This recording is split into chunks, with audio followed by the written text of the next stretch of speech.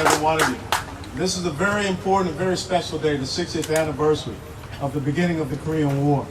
Because at the end of World War II, the United States of America began to draw down its forces. It had a Marine Corps that stood at 300,000 strong, and they cut it down to 27,000. Most of the amphibious equipment that we had, we mothballed and we put away. We became focused on Western Europe, and what we thought would be the ultimate challenge there against the Soviet Union. So that on 25 June of 1950, we had no idea that 5,000 North Korean soldiers and T-34 tanks came across the 38th parallel and attacked into South Korea. And being caught off guard, we sent one single group that was known as Task Force Smith, a single unit of 406 soldiers to stand and buy time for the United States of America and truly the United Nations, which had to turn to the United States of America. And in those harrowing days, Task Force Smith received some 50% casualties, but they held on for 7 critical hours.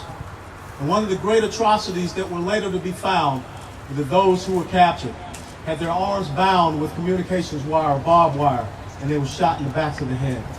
The North Koreans continued on to Pyeongtaek, Daejeon, and they forced us into what was called the Pusan perimeter.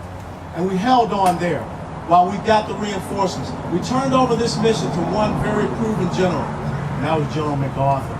And General MacArthur came up with what would become one of the great strategic, brilliant maneuvers that we still celebrate today, and that was the Incheon landing, where the Marines came in at Incheon and came in and cut off the North Korean supply lines, came in and retook Seoul. And then General Walker of the 8th United States Army was able to break out of the Pusan perimeter and push the North Koreans back.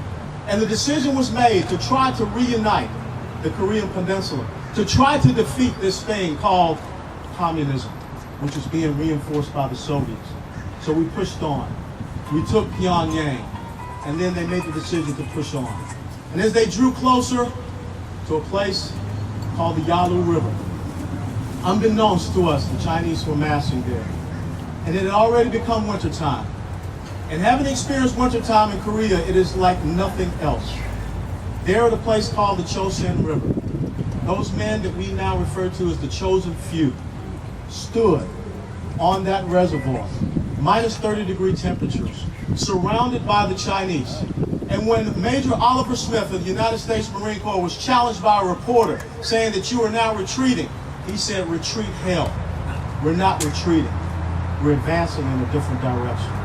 That's the spirit of the people that stood the Chosin River. That's the spirit of the people of Task Force Smith, of the 31st Regimental Combat Team, who were cut off from the Chosin men. But they fought through. Some of them crawled across that reservoir into the perimeter of the Marines. But eventually, all of those men were able to be taken back out of that port in Hungnam to fight again. And they did have to fight again. They fought again in a place called the Iron Triangle, the triangle between Pyongyang, Chowan, and Punwa. And they stood there. While we sat back here and did not really understand what was happening in Korea, they stood to blunt the aggression of communism. At places, as the Vice Mayor said, Heartbreak Ridge, it's places like Pork Chop Hill.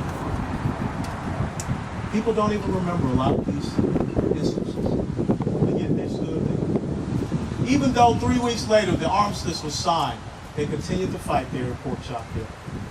But one of the more interesting things that we must remember from Korea, one of the great acts of heroism, was the Gloucestershire Regiment of the British contingent that was there, that was told during the Battle of the Imjin River, you must hold where you are. And there they were on Hill 235, and they did exactly that. They were slaughtered down to the last man, trying to hold Hill 235. So there is a very important book that is part of the West Library. And that book was written back in 1987 by Clay Blair. And this book is entitled The Forgotten War, the definitive history of Korean War from 1950 to 1953. And I read this book back as a young captain before finding out that I would be assigned in Korea in 1995. And in reading this book and understanding what happened there, I knew in January of 95, when that plane touched down at Osan Air Base, I was on hollow ground. I was at the exact same place where Task Force Smith bought those 7 critical hours. I went through Weijianbu. I was stationed at Tondashan, and it was an honor to be promoted to major in June of 1995 while assigned at Camp Casey, Korea. It was an honor to one day get the opportunity to go and climb Hill 235 and stand on Gloucester Hill. It was an honor to cross the Imjin River and visit our men and women at Panmunjom, where we signed that armistice.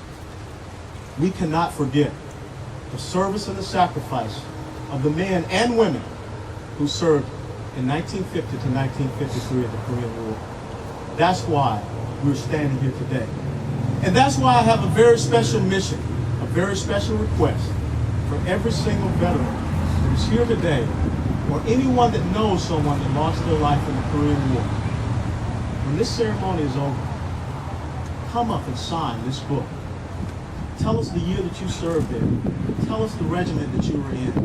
Because my commitment to you is that this book that sits in my personal library will be handed down for generations to come, so that we will never forget what you men did for us, for this world, for the Korean people in 1950 to 53. God bless you all. Thank you.